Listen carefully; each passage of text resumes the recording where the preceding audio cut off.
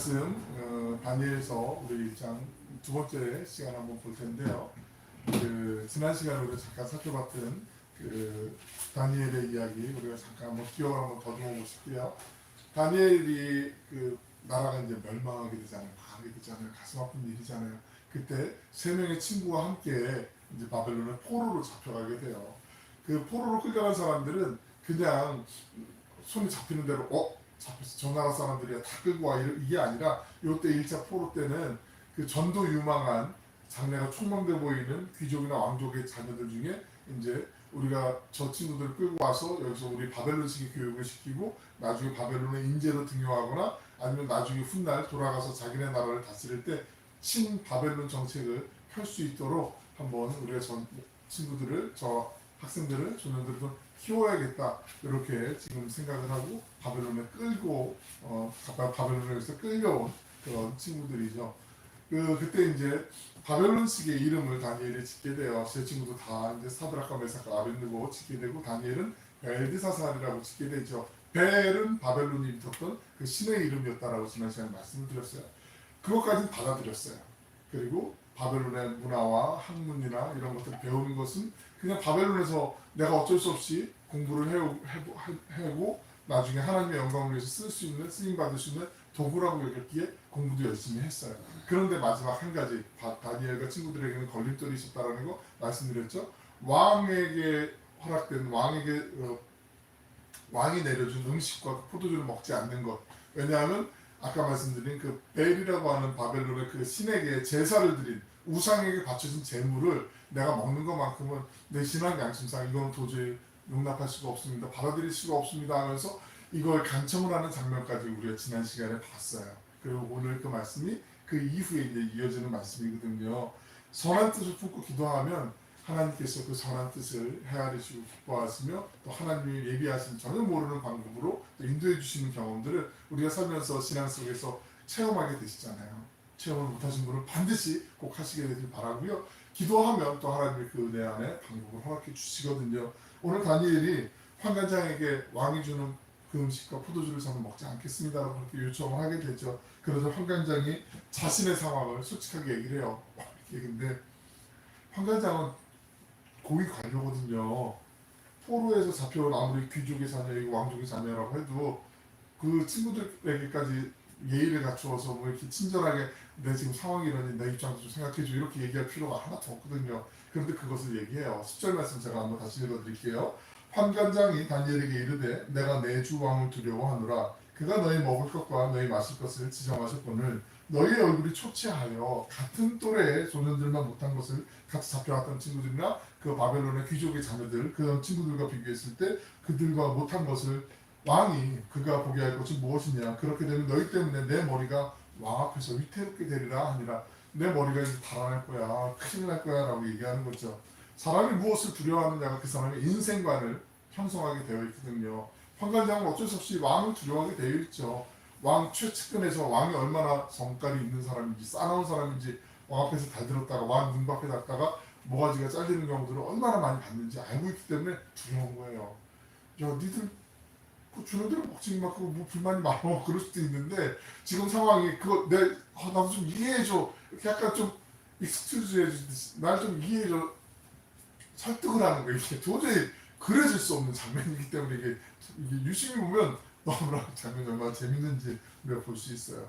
그런데 다니엘은 당당할 수 있었던 이유가 있어요. 하나님을 경외했기 때문에 하나님을 두려워했기 때문에 온천하 만물의 왕 되신 하나님께서 이건 기뻐하지 않는 일입니다. 이거 아무것도 안 됩니다라고 단호하게 이게 반대의 입장이 되어야 되는데 지금 이런 장면이 펼쳐지기 때문에 우리가 좀 눈여겨봐야 돼요. 다니엘은 신앙 때문에 바벨론 신들에게 바쳤다가 왕이 하사하는 그 음식만은 먹지 못하겠습니다라고 이렇게 얘기해요. 그런데 재밌는 게 11절에 있는 말씀만 한번 같이 한번 읽어볼게요. 11절 말씀입니다. 시작. 환관장이 다니엘과 하나냐와 미사엘과 아사랴를 감독하게 한 자에게 다니엘이 말하되 다니엘이 환관장이 이제 얘기하다가 안 된다는 거 알았어요. 하지만 그 속에서 신락 같은 어떤 일말의 여지가 있구나 하는 걸 발견하게 되는데 새로운 인물이 감독하게 되는 사람, 감독을 하는 한 사람이 등장하게 되거든요. 이 사람에게 내가 말을 하면 되겠구나 하는 기도하는 가운데 아마 하나님이 주신 지혜겠죠. 성령께서 다니엘에게 다니엘아 이렇게 한번 얘기해 볼래 하고 아마 그런 어떤 영감을 주셨는지 모르겠어요. 그 감독이 이제 등장하게 되거든요. 그 사람에게 이제 청을 하게 돼요. 새로운 아이디어가 떠오르게 되는데 12, 13절을 제가 한번 읽어드릴 테니까 눈으로 한번 천천히 한번 잘 보세요. 청하오니 부탁하는 거예요. 다니엘이 당신의 종들을 저와 우리 친구들이겠죠. 열흘 동안 시험하여 채식을 주어 먹게 하고 물을 주어 마시게 한 후에 당신 앞에서 우리의 얼굴과 왕의 음식을 먹는 소년들의 얼굴을 비교하여 보아서 당신이 보는 대로 종들에게 행하소서 하며 다니엘이 성령께서 주시는 그 은혜 안에서 그 지혜 안에서 실무자 감독에게 말하는 거죠. 저는 신앙의 양식 때문에 왕이 주는 음식을 도저히 먹을 수가 없습니다. 그러니까 한 열흘 동안만 한번 시간을 두시고 저와 저희 친구들 이 세 명의 친구들에게는 채소와 물만 먹게 하시고 남은 사람들에게는 똑같이 왕에게 줬던 그 음식 벨에게 제사했던 그 음식과 포도주를 먹게 하신 다음에 열흘이 지난 다음에 저희의 얼굴을 한번 보시고 저희의 몰골이 초췌한지 아닌지 보시고 그때 가서 판단하시고 그때 우리가 도저히 안 되겠다 너 주는 대로 먹어 그래도 저희가 뜻대로 따르겠습니다. 그때는 도저히 뭐 이런 방법 어떤 대꾸를 하지 않겠습니다라고 그렇게 지금 사정하는 거거든요.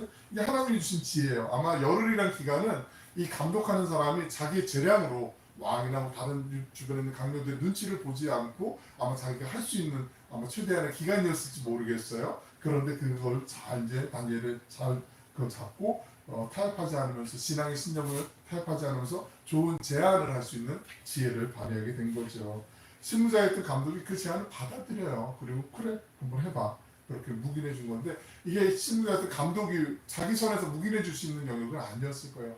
아마 뒤에 있는 그 환관장이 다니엘을 도와주고 싶었잖아요. 이상하게 쟤는 도와주고 싶네 이런 마음이 들었잖아요. 근데 묵인해 준 거죠. 어찌 보면 그래 그 정도는 괜찮으니까 한번 해봐. 아마 그렇게 이제 얘기해줘서 잘 진행을 해준 거죠. 이 모든 과정이 하나님의 은혜가 아니고서 설명이 안 되는 거예요. 이게 하나님의 은혜로 우리가 살다가 기도하다가 막혀 있을 때 그 기도하다 보면 하나님이 이렇게 주시는 돌파구와 같은 은혜가 있다라는 거죠. 그걸 다니엘이 지금 샘플로 우리에게 보여주는 거거든요. 좋은 본보기거든요.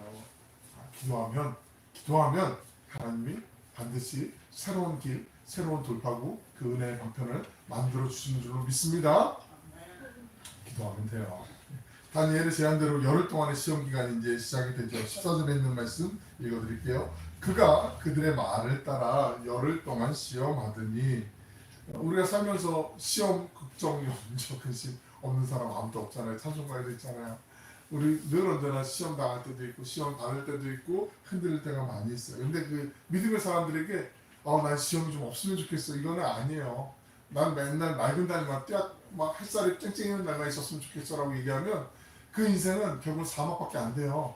비도 오고 눈도 내리고 좀 바람도 불어야 그 땅이 힘도 생기고 여러 가지 아름다운 뭐 오곡백과도 결실을 맺는 것처럼 해만 계속 내려치고 비 한 방울도 안 오면 사막 되는 것처럼 우리 인생에 시험이 아무것도 없으면 그 인생은 병든 인생이 될 수밖에 없어요. 하나님이 필요에 따라서 우리를 강하게 하시려고 우리를 또 다듬어 가시려고 시험을 주세요.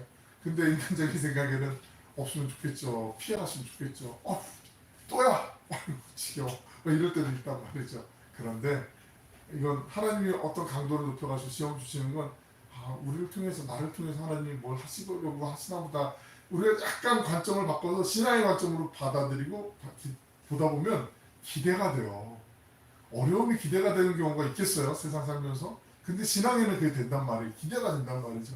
하나님이 또 어떤 일을 행하시려고 그러시나 그런 기대감이 생길 때가 있어요.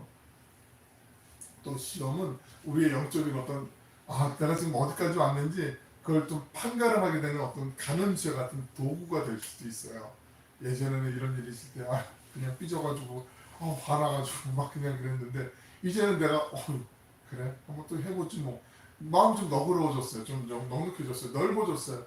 이렇게 우리가 지금 하나님께로 가까이 나아가면서 신앙의 여정 속에서 지금 또 내 과정이 좀 어느 정도 뭐 레벨업까지는 아니지만 어느 단계를 지나는 건 아니지만 그런 과정 속에 있는 정화의 길이라고 우리가 하잖아요. 믿음의 길을 정말 성숙해지고 주님께로 더 가까이 나아가는 얼마만큼 왔는지 자기 스스로 알게 되돌아보면 그 가늠쇠가 될 수 있다라는 중요한 도구가 된다라는 거죠.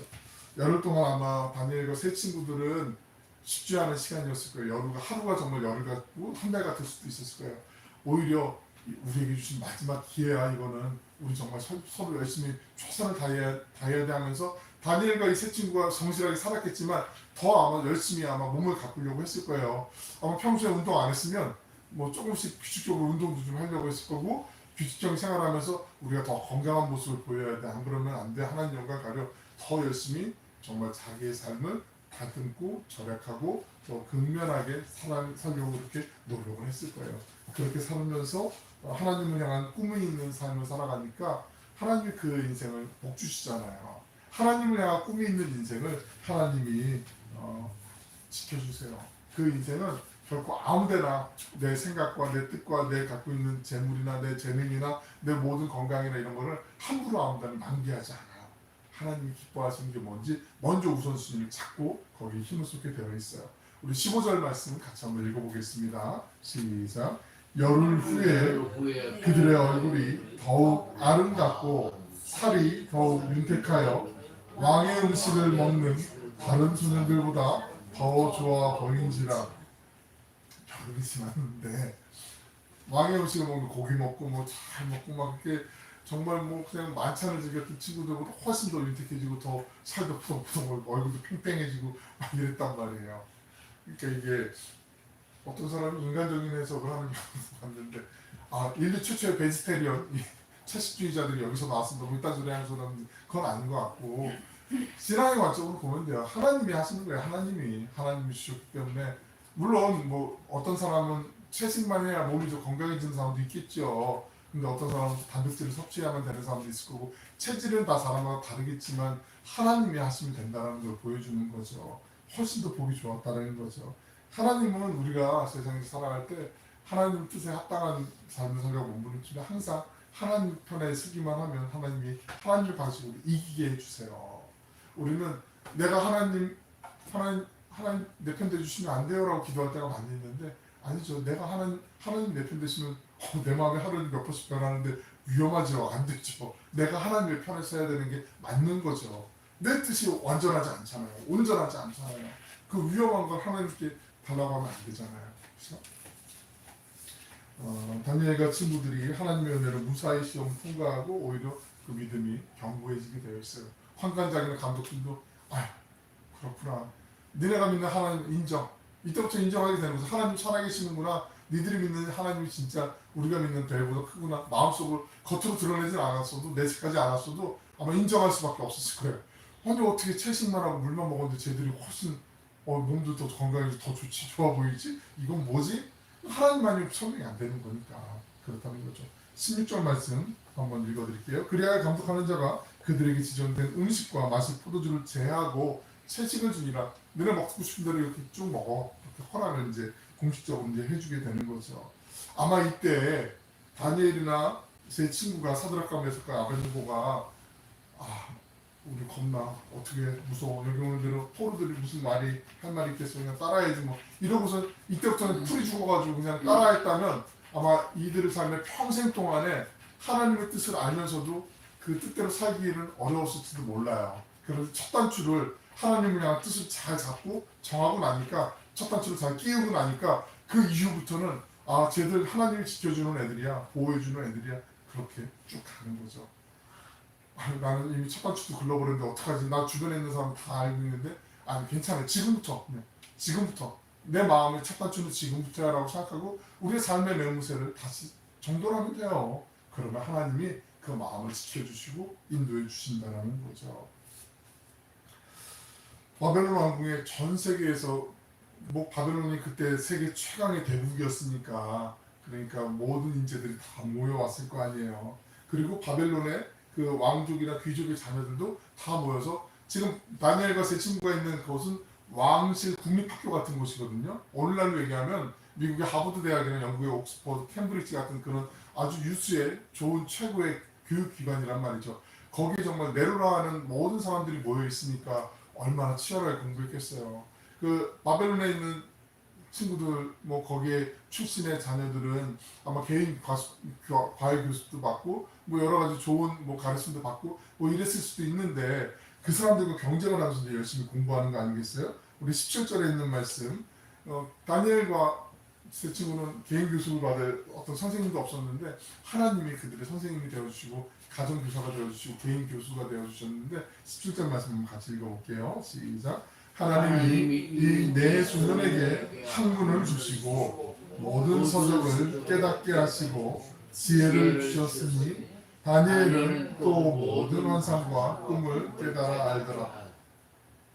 고대 정치, 경제, 문화, 사회, 예술 모든 분야에 탁월했던 다니엘 그 바벨론에서 하나님께서 주시는 지혜를 힘입었던 다니엘과 세 명의 친구 말 그대로 100% 하나님이 주시는 은혜로 탁월하게 공부를 할 수 있었던 거죠. 우리가 뭐 요즘 뭐 흔히 일타 강사 얘기 많이 하잖아요. 비싼 과외 돈 많이 들여가지고 공부하면서 성적을 올리는 거 가능해요. 어느 정도 막 꽤 가능하게 높은 성적 올릴 수 있어요. 그런데 하나님이 주시는 지혜와 탁월함을 비교할 수 있을까요? 우리는 경험이 부족해서 뭐 나는 일타 강사 근처에도 안 가봤고 뭐 유명한 강의도 못 받아봤고 하나님이 주신 지혜를 경험을 하는 것 같기도 하고 아닌 것 같기도 하고 이러면 안 되고요. 여기 정말 포인트가 있어요. 우리 공부를 마음을 품고 있고 공부하는 우리 사람들 잘 들어야 돼요. 정말 잘 들어야 돼요. 세상에 공부가 필요 없다는 얘기가 아니라 공부를 우리가 열심히 해야 되는데 하나님의 말씀을 붙잡고 기도하며 하나님 앞에 기도하며 이 말씀을 붙잡고 공부할 때 하나님이 주신 그 하늘의 지혜와 통찰력이 있다는 거예요. 그 탁월한 인사이트가 있어요. 그러면 그 지혜에 힘입어서 정말 상대가 안 될지도 탁월하게 공부할 수 있다는 거예요. 이 믿음이 있어야 돼요. 이거는 제가 경험해 봤어요. 제가 그 학교 다닐 때는 이 말씀을 별로 그냥 시큰둥하게 써도 믿음이 약해서 와닿지 않은 나중에 직장생활 끝나고 신학대학원 가고 공부를 할 때 정말 그렇구나 하면서 나이가 좀 들어서 공부하는 게 좀 어렵잖아요. 지울 수도 있지만 어려워요 정말. 분명히 외운 것 같은데 돌아서는 까먹고 막 돌아서는 까먹고 막 하루 열심히 외워야 되는데 막 3개씩 까먹는 것 같고 4개씩 까먹는 거 막 이러면 좀 더 어렸을 때 공부했으면 좋았을 텐데 이런 마음 들 때가 있잖아요. 근데 그때 하나님 막 제가 막 머리에 앉혀서 기도하고 막 손에 대고 기도하고 하나님 공부할 때 제 지혜 주시고 이 손으로 필기할 때 하나님이 필요한 것만 필기할 수 있도록 지혜 주시고 막 워딩할 때 하나님 필요한 거 도와주시고 그런 마음으로 기도해서 했어요. 근데 그러고 나니까 좀 돼요. 정말 되더라고요. 그 은혜가 있어요. 체험해 봤어요. 저 같은 사람도 되니까 다 돼요. 여기 지금 다 저보다 괜찮은 분들이에요. 다 돼요. 기도하면 돼요. 그 속에서 하나님이 주신 지혜를 다니엘과 친구들이 맛봤어요. 야고보서 1장 5절에 있는 말씀 이건 좀 암기했으면 좋겠어요. 1장 5절 말씀을 같이 한번 기도 완성할까요? 외워볼까요? 같이 한번 읽어보실게요. 시작. 너희 중에 누구든지 지혜가 부족하거든 모든 사람에게 부히 주시고 꾸짖지 아니하시는 하나님께 구하라. 그리하면 주시리라. 한 번 더요. 시작. 너희 중에 누구든지 지혜가 부족하거든 모든 사람에게 후히 주시고 꾸짖지 아니하시는 하나님께 구하라. 그리하면 주시리라. 아멘. 꾸짖지 않고 하나님은 후하게 그냥 주시는 것도 아니고 후하게 풍성하게 넘쳐나게 주시는 분. 다니엘과 세 친구는 학문을 깨닫는 지혜를 똑같이 받았어요. 그런데 하나님께서 다니엘에게만 유독 좀 더 주신 게 있어요. 17절 하반절을 보시면 다니엘은 또 모든 환상과 꿈을 깨달아 알더라. 지혜와 통찰력도 주시고 또 꿈을 해석할 수 있는 능력, 요셉에게 주셨던 것 같은 그런 능력을 하나님께서 다니엘에게 주셨어요. 하나님께서 특별한 사명을 위해서 그에게 특별한 능력을 주신 거예요. 아무런 이유 없이 우리에게 어떤 달란트, 재능을 주시는 게 없거든요. 하나님이 우리에게 달란트를 주실 때가 있어. 어떤 사람은 정말 다른 사람들을 잘 돌보는 케어하는 그런 은사를 주신 경우도 있고 뭐 방언의 은사, 예언의 은사, 신유의 은사 이런 은사도 있지만 우리가 살면서 하나님이 이 사람은 정말 이게 탁월해 라고 주시는 거예요. 어떤 사람은 정리정돈 정말 탁월한 은사가 있는 경우도 있고 애기들 돌보는 데 있어서 이 사람은 뒤로 물러설 수 없는 가장 앞장서야 되는 어떤 분은 뭐 음식을 만드는 뭐 아니면 어떤 사람은 뭐 세팅하는데 그런 재능을 주신 건 하나님이 그분을 통해서 또 하나님이 쓰시고자 하는 하나님이 영광 받으시길 원하시는 그 재능이라는 걸 우리가 기억해야 돼요. 다 있어요. 우리에게 누구에게나 한두 가지 이상 뭐 더 이상 많이 있을 수도 있어요. 그 은사는 하나님을 위해 쓰는 게 맞는 거죠. 안 그러면 하나님이 주셨던 은사도 아니겠다. 다른 사람한테 줘야겠다. 이렇게 옮겨가시는 경우들도 있거든요. 이때까지만 해도 다니엘은 하나님께서 자기에게 주신 사명이 무엇인지 아마 선명하게는 못 봤을 것 같아요. 뭔가 있긴 있는 것 같은데 아마 이 정도는 짐작했을지 모르지만 잘 몰랐는데 하나님은 하나님의 때가 될 때 우리에게 하나님의 그 필요한 그 하나님이 우리에게 주고자 하시는 그 사명을 보여주지 않으시고 때가 되었을 때 자 이게 너에게 준 나의 사명이고 이 때가 됐다라고 이렇게 알려주실 때가 있다라는 거죠. 그러니까 우리가 어떤 소명, 부르심을 받았을 때 하나님의 일을 감당하려고 할 때 조급해할 필요가 없어요. 조급해하는 마음을 갖게 될 때 그때 조금만 내려놓고 하나님 제가 자꾸 이렇게 붕 떠 있는 것 같네요. 좀 제 발이 굳게 하나님 믿음의 반석 위에 서 있고 단단하게 주님 안에 뿌리를 내리고 하나님 기뻐하시는 길로만 갈 수 있도록 하나님 좀 더 기다리겠습니다. 인내하겠습니다. 기도하면 하나님 반드시 하나님의 때 하나님의 방법으로 인도해 주세요. 가정도 그렇고요. 우리 삶도 그렇고요. 우리의 공동체도 마찬가지죠. 세상은 정확하게 투자한 만큼 내가 얼마 투자했으니까 그 결과물이 있어야 돼. 이게 세상의 법칙이거든요. 기업도 마찬가지잖아요. 바벨론의 느부갓네살 왕은 이제 3년 동안 이 학생들을 가르쳤잖아요.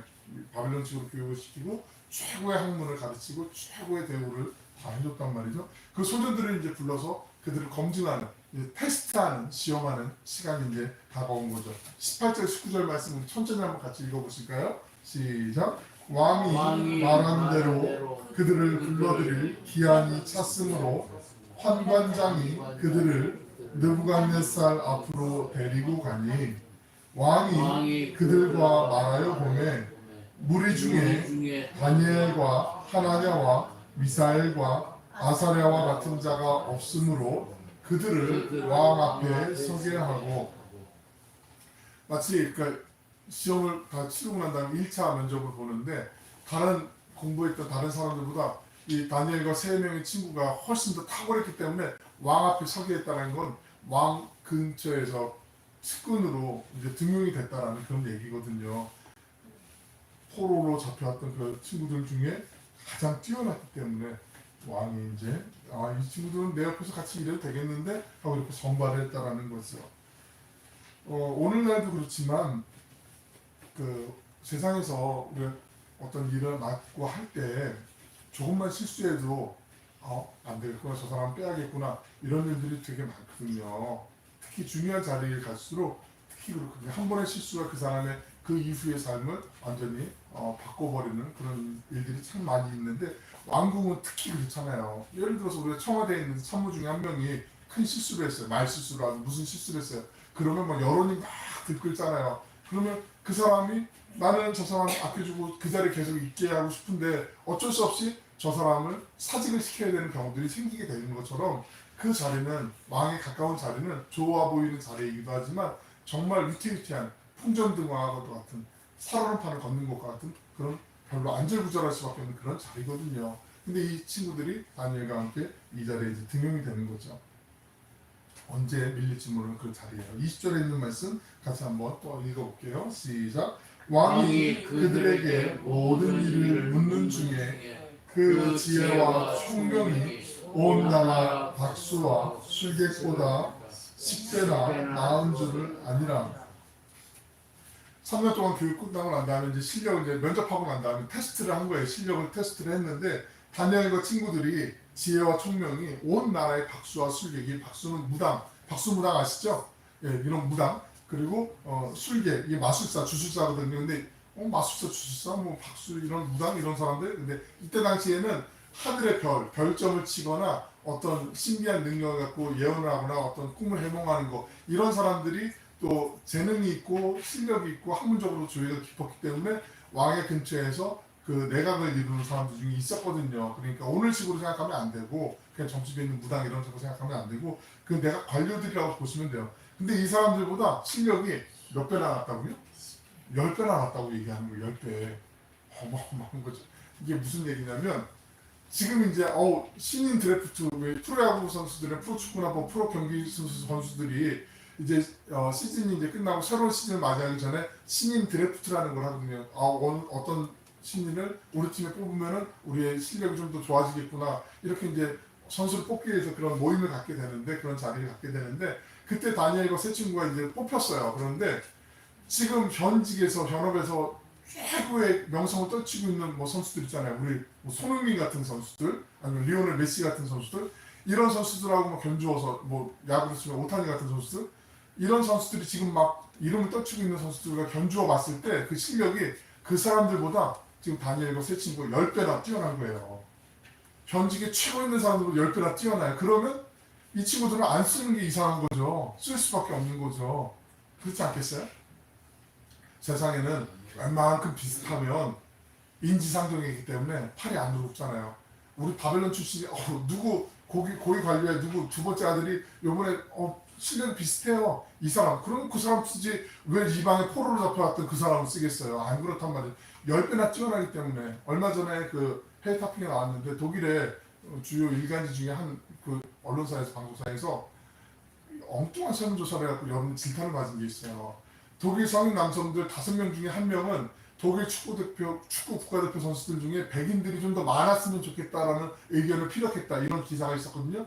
그래서 여론에서 지금 뭐 인종차별하냐, 왜 이 못된 이런 나쁜 악의적인 의도로 여론조사를 해서 이런 걸로 왜 우리를 마음을 분열시키냐, 왜 아프게 하냐, 그리고 국가대표 선수들도 상처받았고 감독도 이런 못된 짓을 하는 게 왜 그런지 모르겠다, 뭐 이런 얘기를 했는데, 그런데 그런 모든 것들을 누구로 들을 수 있는 건 이 사람은 쓸 수밖에 없는 압도적인 실력이면 되는 거잖아요. 지금 다니엘과 세 친구들이 10배나 뛰어났던 것처럼 손흥민 선수 게임할 때마다 탁월한데 막 가면 원정팀에서 너무 잘하기 때문에 시기 질투해서 막 인종차별하는 제스처를 하거나 그런 이야기 얼마나 많이 받아요. 근데 탁월하기 때문에 쓰는 것처럼 다니엘과 세 친구가 그렇게 탁월했는데 하나님께 기도하는 사람, 우리가 좀 전에 읽었던 야고보서 1장 5절에 있는 말씀처럼 후히 주시고 꾸짖지 아니하시는 하나님께 기도할 때 그 지혜를 주시고 그 은혜에 힘입어서 하나님이 쓰시는 거, 이거 다니엘과 세 친구들에게만 적용되는 게 아니에요. 오늘 살고 있는 우리에게도 적용되는 거기 때문에 하나님이 이 말씀 우리에게 허락해 주시는 줄로 믿어요. 우리뿐만 아니라 우리의 자녀들, 후손들에게도, 우리가 만나는 사람들에게도 이 소식은 좀 나누고 전해야 되죠. 느부갓네살 왕이요? 그냥 웬만한 왕이 아니었어요. 절대 군주였어요. 말 한마디면 그냥 뭐 주변에 있는 사람 벌벌 떨게 하는, 그냥 다 정말 어쩔 수 없는 그런 상황을 만들어낼 수 있는 왕이었단 말이죠. 어렸을 때부터 탁월한 교육을 받았을 거고 세상에 날고긴다 하는 사람 다 만나봤겠죠. 그러니까 딱 보면 알잖아요. 제가 실력이 있는지 아니면 있는 척하는 건지 가짜인지 알잖아요. 그거 다 느부갓네살이 인정해준 10배나 탁월했던 그런 사람들이라는 거죠. 3년 동안 다니엘과 그 친구들이 치열한 교육을 받고 난 다음에 이제 다니엘이 만 18세가 되었을 때 이제 공직 생활을 시작을 하게 돼요. 그의 공직 생활이 되게 오랫동안 지속되는데 우리 마지막 절 21절 같이 한번 읽어보겠습니다. 시작. 다니엘은 고레스 왕 원년까지 있습니다.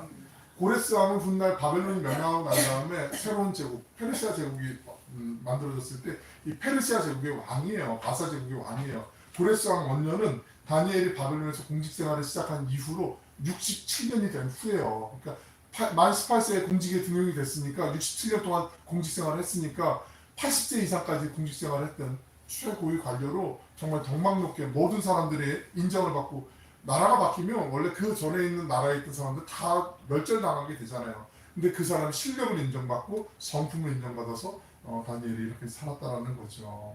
우리가 훗날 나중에 보겠지만 다니엘이 노년의 나이까지 이렇게 장수하게 되는 이야기를 왜 하나님이 이 말씀을 기록해 놓았을까? 다른 거 없어요. 다니엘이 어린 나이에 뜻을 정하고 첫 단추를 끼웠던 거, 우리에게도 지금부터 다시 첫 단추를, 오늘부터 1일이에요. 그냥 잘 끼우고 하나님을 향해서 내 뜻을 정했습니다. 하나님 내 마음 변치 않게 해주시옵소서, 지켜주옵소서, 기도하고 지혜를 구하는 이들에게 하나님이 그 은혜를 주시겠다라는 걸 지금 우리에게 샘플로 본보기로 보여주시는 거죠. 다니엘은 그저 단순하게 오래 자기만 호의호식한 사람이 아니에요. 언제나 하나님의 뜻을 먼저 구하고 하나님의 방법대로 살려고 몸부림쳤던 사람이었다는 거죠. 우리가 하나님의 뜻을 구할 때, 하나님의 나라와 의를 구할 때마다 하나님이 우리를 통해서 하실 일을 우리가 기대해 보게 되는 거죠. 그리고 반드시 이루어 주실 하나님을 우리가 찬양하면 되는 거죠. 이 말씀을 우리 같이 마지막으로 읽으면서 좀 마무리했으면 좋겠어요. 예레미야 17장 5절로 8절, 좀 길지만 우리 한번 천천히 예레미야 17장 5절로 8절 말씀 한번 읽어보겠습니다. 하나님이 우리에게 주시는 하나님의 방법으로 성공하는 사람, 하나님의 방법대로 복을 맛보는 사람의 아름다운 예표를 보여주시는데 참 천천히 한번 같이 읽어보실게요. 시작. 여호와께서 이와 같이 말씀하시니라. 무릇 사람을 믿으며 육신으로 그의 힘을 삼고 마음이 여호와에게서 떠난 사람은 저주를 받을 것이라. 사람을 의지하지 말라, 세상 힘을 의지하지 말라, 이 말씀하시는 거예요. 지금 6절 시작. 그는 사막의 떨기나무 같아서 좋은 일이 오는 것을 보지 못하고 광야 간조한 곳 건건한 땅 사람이 살지 않는 땅에 살리라.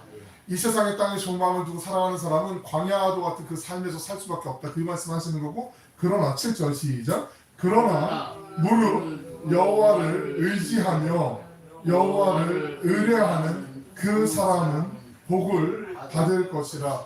하나님이 주시는 복이 8절에 나와요. 시작. 그는 물가에 심어진 나무가 그 뿌리를 강변에 뻗치고 더위가 올지라도 두려워하지 아니하며 그 잎이 청청하며 가무는 해에도 걱정이 없고 결실이 그치지 아니함 같으리라.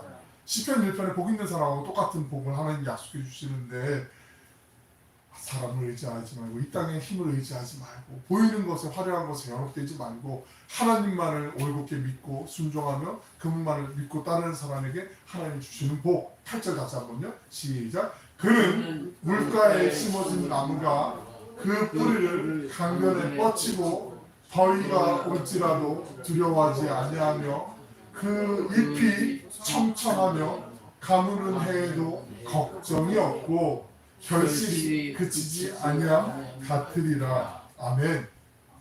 사랑하고 축복하는 여러분, 우리 모두의 삶 가운데, 우리 가정 가운데, 우리 신앙 공동체 가운데 하나님만을 의뢰하고 하나님을 향해서 뜻을 정하고 품고 날마다 살아가는 가운데 오늘 이 말씀처럼 하나님 우리 가정 가운데, 삶 가운데, 우리의 신앙 공동체 안에서 시냇가에 심겨진 그 나무처럼 청청하고 푸르고 푸르며 푸르고 푸른 의의 열매를 100배, 60배, 30배 아름답게 맺어가는 행복한 인생, 우리의 신앙 공동체, 우리의 가정이 되시길 주님의 이름으로 간절히 축원합니다. 기도하겠습니다. 사랑하고 풍성하시고 자비로우신 아버지 하나님, 바벨론을 끌려간 다니엘이 하나님을 위해 뜻을 정하고 기도드렸을 때 하늘의 지혜로 함께 하셨으며 바벨론의 엘리트들보다 10배나 지혜롭고 슬기롭게 인도하셨음을 우리가 잠시 나누었습니다. 다니엘과 친구들이 하나님의 말씀에 순종하고 뜻을 정하여 살며 하나님의 선한 도구로 쓰임받았듯이 저희 사모하는 심령마다 동일한 은혜를 부어주셔서 하나님의 영광을 위해 쓰임받는 인생, 주님의 기쁨이 되는 삶이 되게 하여 주시옵소서. 날마다 하나님의 그 은혜 안에서 머물며 하늘의 소망을 바라보며 주님과 함께 동행하는 삶, 주님의 그 크고 놀라우신 은혜를 찬양하는 삶의 예배자들로 승리하는 저희 모두가 되게 하여 주시옵소서. 그리 행하실 주님을 기대하며 감사드리며 예수님의 이름으로 기도 올리옵나이다. 아멘.